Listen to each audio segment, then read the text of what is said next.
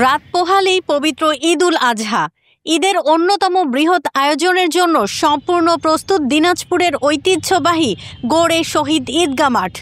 দেশের সবচেয়ে বড় ঈদগাহ হিসেবে পরিচিত এই ময়দানে কয়েক লাখ মুসল্লি একসঙ্গে ঈদের নামাজ আদায় করবেন। ঈদের জামাতে অংশ নিতে আশপাশের জেলা থেকে আসা মুসল্লিদের সুবিধার্থে এবারও দুটি বিশেষ ট্রেনের ব্যবস্থা করেছে কর্তৃপক্ষ। শুক্রবার ৬ জুন সকালে শেষ মুহূর্তের প্রস্তুতি হিসেবে ময়দানে ধোয়া মোছা, পানি ছিটানো ও সংস্কার কার্যক্রম শেষ করা হয়।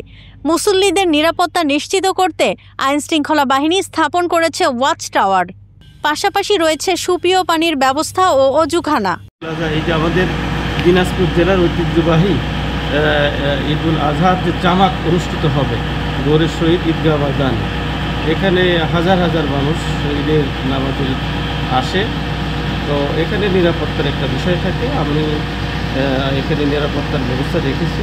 প্রায় ৩০০ জনের উপরে ইউনিফর্মকারী পুলিশ সদস্য থাকবে, তারপরে সিভিল থাকবে, ডিবি থাকবে, র্যাব থাকবে, এখানে আরও অন্যান্য বাহিনী আছে যেমন আনসার, তারাও থাকবে।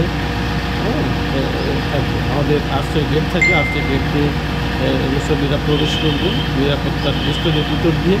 সব মিলিয়ে ঈদ উল আজহার বৃহৎ জামাত আয়োজনের জন্য প্রস্তুত গড়ে শহীদ ঈদগাহ মাঠ। দিনাজপুর থেকে মোসলেম উদ্দিনের তথ্য ও ভিডিও নিয়ে রিপোর্ট risingBD.com।